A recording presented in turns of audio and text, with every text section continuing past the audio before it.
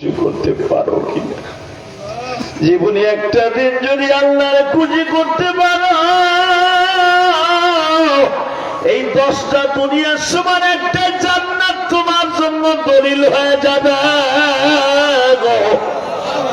ও আমার কলেজের বন্ধুরা,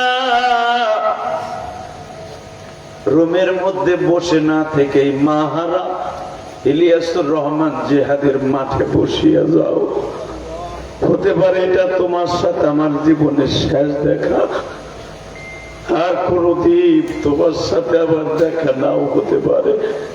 কিন্তু দুনিয়ায় সবচাইতে বড় মেডিসিনের নাম হলো দোয়া। কি নাম? জোরে করো, আরো জোরে। আর মুসাফিরের দোয়া ডাইরেক্ট কবুল হয়, ঠিক না বেটি? আমি আমার জীবনের শেষ যেদিন আমার মার সাথে জীবনের শেষ দেখা, আমি একটু পরে মুসাফির হয়ে যাব। কারণ আমার বাড়ি থেকে আমার মাদ্রাসা পর্যন্ত যেতে হলে মুসাফির হয় মাঝখানে। আমার মা আমাকে বুকের মধ্যে নিয়ে দুটো সুমা দিয়ে বলছিল, ইলিয়াস একটু পরে তুই মুসাফির হয়ে যাবে, তুই তো নাবালেগ, তোর পরে কোনো শরিয়াতে কোনো ফরজ হয় নাই। আমার মা আলেমের মেয়ে ছিলেন, তালবে আলিম বাবা দিরা। আমি জানি তুমিও গরিবের সন্তান, তোমার বাবা অটো রিক্সা চালাইয়া তোমার হেফজখানায় পড়ায়। এই কলেজের বন্ধুরা, ভার্সিটির বন্ধুরা, তোমার বাবা হয়তো নীলফামারীতে, কিশোরগঞ্জ, তারাগঞ্জ, পাগলা ফিরে তোমার বাবা ইটের বাটায় কাজ করে তোমার পয়সা দেয়া কলেজে পড়ায়। বাবার একটা বাটন ফোন চালায়, তোমার 30,000 টাকা দিয়ে একটা মোবাইল কিনে দিছে। আমার ছেলের বন্ধুরা খারাপ বলে, কেন তুই একটা বাটন ফোন চালাস কে? বাপ ইটের বাটায় কাজ করে তোরে বাটন না দিয়া অ্যান্ড্রয়েড সেট কিনে দিছে, স্মার্ট সেট। যাই শীতের মৌসুমে তুই ভালো জামা গায়ে দিস, তোর বাবা একটা সেরা চাদর গায়ে দিয়া তোরে স্কুল কলেজে পড়ায়। বাবার ঋণ কোনোদিন শোধ করতে পারবি না। যদি বাবার ঋণ শোধ করতে হয় ছাত্র জীবনে পারবি, চাকরি জীবনে কোনোদিন পারবি না। কেন পারবি না জানো? চাকরিটা পাওয়ার সাথে সাথে বাপ মায়ের কথা ভুলে যাবি, বোর কথা শুনতে থাকবি। কথা বল না কেন? তখন মা বাবার হক আদায় করতে পারবি না, দোয়া করার টাইম থাকবে না। তো কলিজা রুমের মধ্যে শুয়ে না থেকে এই মা হারা ইলিয়াস রহমান জিহাদের মাঠে ব। আমি আল্লাহর কসম করে বলছি, দুনিয়ায় যদি কোনো একটা মাঠে বসে কারো এক ফোঁটা চোখের পানি পড়ে, সে কলেজের হোক আর মাদ্রাসার হোক, দুনিয়ার সবাই বেইমানি করবে, চোখের পানি কোনোদিন বেইমানি করবে না। আমিও গরিবের ঘরের সন্তান, আমার ছেলে মেয়ে বলবে আমি বড় লোকের সন্তান, কিন্তু আমি বলবো আমি গরিবের সন্তান, আমি ফকিন্নির পোলা। আমার বাবা আমার 100 গ্রাম কেরাসিন তেল কিনে পড়ার মতো তৌফিক আমার ছিল না। আমি কারেন্টে পড়ি নাই, আমি হেরিকেনে পড়ছি, তেলে পড়ছি, কেরাসিনে। আমি জানি লেখাপড়া করতে কত কষ্ট, গরিবের ঘরে জন্ম নিয়া। আমার কলেজের বন্ধুরা, আমি জানি তোমাদের সাথে যে আবু সাইদ চলাফেরা করতো, আবু সাইদের বন্ধুরা যারা আছো, ক্লাস ফ্রেন্ড আছো, সারা জীবন মৃত্যুর আগ পর্যন্ত আবু সাইদের স্মৃতি তোমরা বলতে পারবা না, কারণ তোমাদের সামনেই সে শহীদ হয়েছে। কথা ঠিক না বেটি? কারে কেমনি কেমনি বলবো তোমরা? শুধু আমার দিকে তাকাবেন আর চোখের পানি ফেলবেন। আমি দেখতেছি সামনে যারা বসছেন, আমার দাড়ি বাঁকা বাজানদের চোখের মধ্যে পানি। এই যে আল্লাহর এক পাগল আশিকে রাসূল, চোখের মধ্যে পানি কেন জানেন? দিলের মধ্যে যখন রাসূলের ইশক, মা বাবার কথা মনে করে কলিজায় ধাক্কা লাগে, তখন পৃথিবীতে কাউকে বলতে হয় না তুমি কাঁদতে থাকবি, এমনি তার অন্তর থেকে কান্না বের হতে থাকে। আর যাদের অন্তরের পানিগুলো চোখ দিয়ে প্রবাহিত হয়, আল্লাহর কসম, তার গুনাহ বরফের চাকার মতো গইলে চোখ দিয়ে বাইর হয়ে যায়। কিবা হবে সঙ্গে তোমার মরণে, কিবা হবে সঙ্গে তোমার কাফনে, কিবা হবে সঙ্গে তোমার মিজানে, কিবা হবে সঙ্গে তোমার কবরে। আল্লাহ, আপনি তাকায় দেখেন আপনার পাগলগুলি কান্দে, এদের মধ্যে কার যেন জনম দুঃখিনী মা নাই রে। এই গভীর রাত্রে এই আবু সাইদ চত্বরের এই মডার্নের রংপুরের ঐতিহ্যবাহী একটা জায়গা, এই মডার্নের চত্বরে বসে যাদের চোখের পানিগুলো অজরে ঝরতেছে, এদের চোখের পানি হয়েছিল, এদেরকে মাফ করে দাও। এদের সন্তানগুলাকে অনেক বড় আলেম অথবা হক্কানি কুতুবে রব্বানি কলেজে পড়লে তাদেরকে আদর্শমান একটা সন্তান বানায় দাও আল্লাহ। এদের জীবনকে তুমি সুন্দর করে দাও। বলেন তো আল্লাহু আকবার। এই বাংলাদেশ সবচেয়ে আদর্শমান বাংলাদেশ হবে যেদিন বাংলাদেশ থেকে দুর্নীতি দূর হয়ে যাবে। কথা কর না কেন? ডক্টর ইউনূস ইসলামী আন্দোলন ছাড়া সব দলের এক একজন দুইজন করে নিয়ে আমেরিকা সফরে গেছে, গেছে না? ইসলামী আন্দোলন ছাড়া গেছে। শুধু দুঃখের বিষয় আমার বলতে হয়, আরে ভাই আপনার সাথে আমার দুশ্মনী থাকতে পারে, সে যে দলেরই হোক, আমার দেশের লোক তারা ওই দেশের ইনভাইটেশন লেটার পাওয়ার পরে গেছে, তাদের কপালে ডিম মারা হয়েছে। এটা হলো আমার দেশের কালচার। কথা বলেন না কেন? ভাগ্য ভালো ইসলামী আন্দোলনে কেউ যায় নাই, গেলে এগো কপালে ডিম খাওয়া লাগতো। এই কথা বল না কেন? এটা কি প্রতিশোধ বলে না হিজলা গোকাজ বলে? এটা হিজলা গোকা। কথা বল না কেন? তোর হাত পা বাইন্ধে কাছে পাইতে বাড়ির সামনে দুটো ভুষা দিয়ে দিলাম। দুঃখ লাগে, দুঃখ লাগে। এই দেশ থেকে হিংসা বিদ্বেষের রাজনীতি কবে বিদায় নিয়ে যাবে? কবে নবীর আদর্শের রাজনীতি এই দেশে চালু হবে? কথা ঠিক না বেঠে? জানি না সেই সোনালী সদিন আর আসবে কিনা। এই আপনাদের জানা আছে রংপুরের ভাইরা কোরআন হাদিসের দিক তাকাইলে আপনারা তো আমাকে বকবেন। কথা যেদিকে বলবো এক দলের ঘাড়ে পড়বো, পড়লে কিছু আসে যায় না। এখন বাংলাদেশ হলো ইসলামের বাংলাদেশ, এখন বাংলাদেশ হলো ইসলামী রাজনীতির বাংলাদেশ। এই আশা প্রত্যাশা বুকের মধ্যে ধারণ করে বসে আছি। ইসলামী স্টেট আল্লাহ কবে কায়েম করাবে? তবে এই দেশে ইসলামী স্টেট কায়েম হবে ইনশাআল্লাহ। একটু অপেক্ষা করেন। বলেন তো আল্লাহু আকবার। যদি কোন জালিম, কোন ডিক্টেটর, স্বৈরাচার কখনো আমাদের সামনে রুখে দাঁড়ায়, ইসলামের বিরুদ্ধে কথা বলে, দাঁত ভাঙা জবাব দিতে রাজি আছেন না নাই? কে কে রাজি আছেন? আল্লাহকে দোয়া আপনাদের হেরা।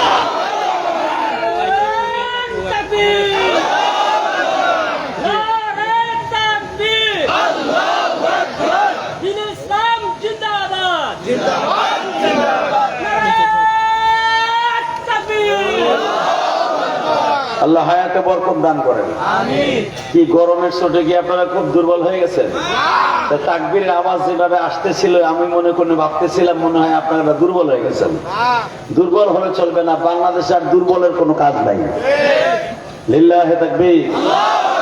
দিন ইসলাম, দিন ইসলাম, আল কোরআনের আলো, আল হাদিসের আলো, রংপুরের মুসলিম, রংপুরের মুসলিম, দিন ইসলাম, দিন ইসলাম, লিল্লাহে তাকবীর। যদি কখনো এরকম ভাবে ইসলামী দলগুলা তাকবীরের ধ্বনি দিয়া, তবে সবচেয়ে বেশি আনন্দ লাগছে আমার, যেটা কোনোদিন দেখি নাই, ঢাকা বিশ্ববিদ্যালয় দাবিতে নারায়ে তাকবীরের ধ্বনি যেভাবে বেজেছে, এই ভিপি হওয়ার পরে প্রত্যেকটা উলামা একরামের অন্তর কেড়ে নিয়েছে। কথা ঠিক না বেঠিক? যেখানে মদ জুয়া ওপেন ছিল সেখানে তাকবীরের ধ্বনি দেয়া কি মনে করলেন আপনি? আরে তারা নামাজ পড়ুক বা না পড়ুক পরের ব্যাপার, ছাত্ররা নামাজ ঠিক মতো নাও পড়তে পারে, কিন্তু ওই হলের মধ্যে ঢাকা বিশ্ববিদ্যালয়ের মধ্যে জায়গায় নারায়ে তাকবীরের ধ্বনি দিয়ে তারা এমন ভাবে উচ্চারিত করেছে, প্রত্যেকটা উলামা একরামের কলিজার মধ্যে তাদের স্থান কেড়ে নিয়েছে। বলেন তো আল্লাহু আকবার। হযরত ওমর রাদিয়াল্লাহু তাআলার জীবনে প্রথম তাকবীর দিয়েছে মক্কায়। এই তাকবীরের ধ্বনি কিন্তু বিশ্বনবী প্রথম দেয় নাই। প্রথম তাকবীরের ধ্বনি দিয়েছে হযরত ওমর। কে দিয়েছে? জোরে। ওমরের উত্তরসূরি হইতে চান কি চান না? মাহফিলের মাঝখান থেকে একটা মর্তে মুজাহিদ দাঁড়ায় যাবা ওমরের মতো। রেডি আছো? ইনশাআল্লাহ। ওমরের জীবনে প্রথম তাকবীর দিয়েছিল কার সামনে জানেন? উতবা বিন রুবিয়ার সামনে। যে উতবা বিন রুবিয়া ছিল তখন মক্কার জাতিসংঘের চেয়ারম্যান। নাউজুবিল্লাহ বলতে পারলেন না? এক চাচা আগ করে রয়েছে। এই জাতিসংঘের চেয়ারম্যান মনে মনে ভাবে এই জামানায় আছে না, মাইকটা আর একটা আওয়াজ বাড়ায় দে ভাই, তোর কিছু বললেই তো আবার মিডিয়া লাগে ছেড়ে দেবে, মাকে মাইকেল লাগে দুর্ব্যবহার করে। কি যে বিপদে আছি, তোরা সার্ভিস খারাপ দিবি, কিছু বলতে গেলে আবার মিডিয়া আছে না, হলুদ মিডিয়া, এরা তো খালি আমাকে বাস দেওয়ানের লেগে ঘুরে, পয়সা কামানোর ধান্দা, কোনটা ছাড়লে পয়সা কামাইতে পারবে। আমি যে বাস খাবো দিকে তাকায় না, এই জন্য ওর সাথে দুর্ব্যবহার করা যাবে না। দুলাভাই কই, দুলাভাই একটু বাড়া, আমার দুলাভাই তোর লাগে বন্দি মনে, তবু তুমি একটা সুন্দর কর, কারণ আমরা ডেলি মাঝে আর একটু ভেজ বাড়া, টন বাড়া, এই তো ও তুই মাজা গাইরে দিয়ে পারিস, চেহারা তো অনেক সুন্দর, আলহামদুলিল্লাহ, খুব ভালো মানুষ তুই, আল্লাহ তোরে নামাজি বানায় দে। ওয়াজে যখন আসছো আল্লাহ জান তোর 5 ওয়াক্ত নামাজি বানায় দে। ওয়াজে যখন আসবে একটা টুপি লইবি, টুপি আছে না পকেটে, ওর একটা টুপি হলার দিত, ও আমার ওয়াজে দেখ দেখ আলেম কারে দেখছ, তার নিজের মাথা টুপি খুলে ওরে দিয়ে দিছে, এরে বলে আলেম মুদারতা, জোরকান মারহাবা। আল্লাহ একজন আলেমের, একজন বুজুর্গ টুপি যখন ওর মাথায় উঠছে, ওরে তুমি ওলি বানাই দিও, ওর কোনো মাইক যেন গানে ঝাঁকা নাকায় না যায়। ব্যবসার খাতিরে যাবে, আরে অনেক ব্যবসায়ী আছে বেটা মাইক চালায়, সে কোনোদিনও গানে মাইক দেয় না, জানাস বেটা, বহুত আছে ঢাকা শহরে, কথা ঠিক না বেঠিক? আপনাদের রংপুরে অনেক মাইক আছে দেখবেন, সে দোকানে বয়ে থাকে, মাগার গানের মধ্যে ডিজির মধ্যে কোনোদিনও মাইক বাড়া দেয় না। আল্লাহ এদের বরকত দান করেন, আলহামদুলিল্লাহ বলেন। তো তাকানের দিকে সর্বপ্রথম তাকবীর কে দিয়েছে? ওই এক চাচা ভুলে গেছে গা, কে? লিল্লাহে তাকবীর। যারা দাঁড়ায় আছেন আসবেন, একটু আহেন, আপনার লোক আমি বন্ধুত্ব করি দেন, ঠ্যাং একটা সেগাই দিয়ে গাড়াই দিচ্ছে, চিন্তা করতেছে হুজুর যদি আবার সব খুলে মুলে রেখে দেয়, কিচ্ছু রাখবো না, আহেন আপনার লোক আমি প্যান্ট খুলে দিই, আর একজন প্যান্ট টানতেছে, থাকবো কি রাখবো, এদিকে আয় হনে মগাই দিকে আয়, যে ওয়াল ধরে গাড়াই দিচ্ছে আপনার। আল্লাহ যারা আমার আওয়াজ শোনার পরে প্যান্ডেলের ভিতরে বসবে, তারে আর আমার সাথে একসাথে জান্নাত নসিব করবা। আল্লাহ এলাকার বড় বুজুর্গ জুম্মাপাড়া মাদ্রাসার হুজুরের সাথে তুমি জান্নাত নসিব করবা। আল্লাহ এলাকার সবচেয়ে বড় বুজুর্গের সাথে তুমি তাকে সাক্ষাৎ করাই দিবা। আল্লাহ আমার কলেজের বন্ধুদেরকে তুমি ভালো রেজাল্ট করার তৌফিক দান করবা, এদের বাবা মায়ের মুখ উজ্জ্বল করার তৌফিক দান করবা। আবু সাইদের মা বাবা যেরকম সম্মান পায় বাংলাদেশে, এরকম সম্মানের অধিকার বানায় দিবা। এবার আমার সাথে বলেন, তাকবীরের ধ্বনি প্রথম কে দিছে? তাকবীরের কথা কোরআনে আছে না নাই? ওসি প্রদীপ নামে একটা বদমাইশ ছিল না, ও কি বলছিল মনে আছে? হ্যাঁ, ওর নাম কি, যে তাকবীরের বিরুদ্ধে কথা বলছিল? প্রদীপই তো ওর নাম না, হ্যাঁ প্রদীপ। এই বদমাইশ বলছিল যে তাকবীরের ধ্বনি দিলি মনে হয় এটা জামাত ইসলাম ছাত্র শিবির, এটা পাকিস্তানে আওয়াজ বলছিল না? হ্যাঁ, তোর কপালে জুতার বাড়ি, এখন তুই কই? তাকবীরের ধ্বনি এখন কলেজের, স্কুল কলেজের, ভার্সিটির দাবিতে বাজে। আগে রাস্তায় দিলে তোরা বলতি এটার বিরোধিতা করতি, এখন দেখ যেখান থেকে নাচ গান বাদ্যযন্ত্র বাজত, সেখান থেকে আমার মাহবুবের কোরআনের আওয়াজ, ইসলামী সঙ্গীতের আওয়াজ, তাকবীরের আওয়াজ যেখান থেকে আবিষ্কৃত হয়, এখন মনে হয় কোরআনের মধুর সুরও একদিন ওখান থেকে বেঁচে আসবে। ইনশাল্লাহ বলেন, ইনশাল্লাহ বলেন। কোরআনের আওয়াজ সারা বাংলাদেশের প্রত্যেকটা জায়গায় উচ্চারিত, আপনারা চান না? সবাই চান। মাহফিলে মাঝখান থেকে একজন তাকবীরের ধ্বনি দিয়ে দেখাই দেন তো, কে কে চান? লিল্লাহে তাকবীর দিয়ে দেখাই দেন তো। আল্লাহ কবুল করেন, জোরে না আমিন। তাকানোর দিকে হযরত ওমর দেখলেন উতবা বিন রুবিয়া কাবা ঘরের সামনে দাঁড়ায় আছে। ইন্দিমি টাইমে বিশ্ব নবীর বললেন, ইয়া রাসূলুল্লাহ, আমি একটা কথা কই আপনার সাথে। কি? আমি যখন ইসলাম কবুল করেছি, আর 1 সেকেন্ডও দেরি করা যাবে না। আল্লাহ যদি সত্য হয়, কোরআন যদি সত্য হয়, ইসলাম যদি সত্য হয়, আমি ওমর খাত্তাবের বলে আগে ছিলাম জানোয়ার, প্রতিদিন আমি মদ দিয়ে গোসল করতাম। নাউজুবিল্লাহ, বাচ্চা যে কই আমি ওমর প্রতিদিন আমার বন্ধু বান্ধব রে ওই জামানার এই জামানার লক্ষ লক্ষ টাকার মদ খাওয়াইতো ওমর। এই জামানার লক্ষ লক্ষ টাকা। এই মুসলমানের পোলা ওমর যদি এই জামানার লক্ষ লক্ষ টাকার দামি দামি মদ খাওয়াইতো তার বন্ধু বান্ধব রে, কেন খাওয়াইতো জানেন? শুনলে আপনার মাথা হিট হয়ে যাবে। মদ খাওয়াইতে এই জন্য, মদ খেয়ে মাতলামি করবি, মোহাম্মদ যখন নামাজে দাঁড়াবে তার সামনে যে নাচবি গান গাবি যেন মোহাম্মদের নামাজে ডিস্টার্ব হবে, এই জন্য মদ খাওয়াইতো। নাউজুবিল্লাহ বলেন না? মদ খেয়ে মাতলামি করে রাস্তাঘাটে দৌড়াদৌড়ি করবি, মোহাম্মদের যে সাহাবীগুলি আছে ধরে ধরে মারবি। হঠাৎ করে হযরত ওমর বলে দিলেন, এই মারামারি আর কাটাকাটির দরকার নেই, একটা কাজ কর, ডাইরেক্ট মোহাম্মদকে মাইরি ফেলা। আল্লাহ নাউজুবিল্লাহ যারা আসতে বলছে বাড়ি ঘর তুমি চিনো, নাউজুবিল্লাহ আসতে বললে সবই দুর্বল হয়ে যাবে। টাকার দিকে কারে মারতে কয়? পৃথিবীর শ্রেষ্ঠ মহামানব, যার সামনে কোরআনে কি বলেছে আমি আয়াত দুইটা পড়ি, যে আয়াত দুইটা আমার খুতবার শুরুতে পড়ছি, পড়ি। আল্লাহু আকবার বলবেন তো? দেখেন কারে মারতে চায়। ওয়ামা আরসালনাকা ইল্লা রাহমাতাল লিল আলামিন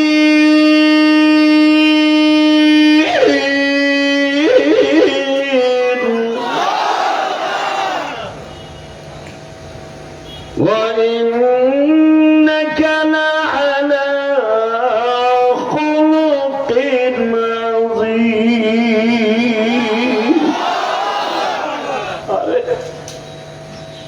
এমন একটা মানুষের কল্লা কেটে ফেলাইতে চায়, দুনিয়ার থেকে খতম করতে চায়, যে একবার চন্দ্রের দিকে তাকাইলে গোলাপ ফুলের মতো চন্দ্রটা তার সাথে খেলা করে।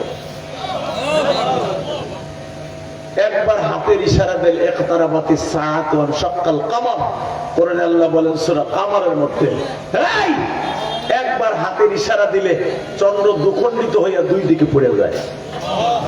সূর্যের দিকে তাকাইলে সূর্যের আলো নিভে যায়, তার কল্লা উড়াই ফিরে যায়। তাহলে বোঝা গেল কোরআন শরীফের বিরুদ্ধে, কোরআন শরীফের পক্ষে কথা বললে, ইসলামের পক্ষে কথা বললেই মানুষ তাকে মেরে ফেলতে চায়। কথা ঠিক না বেঠিক? শেখ হাসিনার সবচেয়ে বড় ভুল হয়েছে আলেম ওলামার সাথে দুশমনি করে।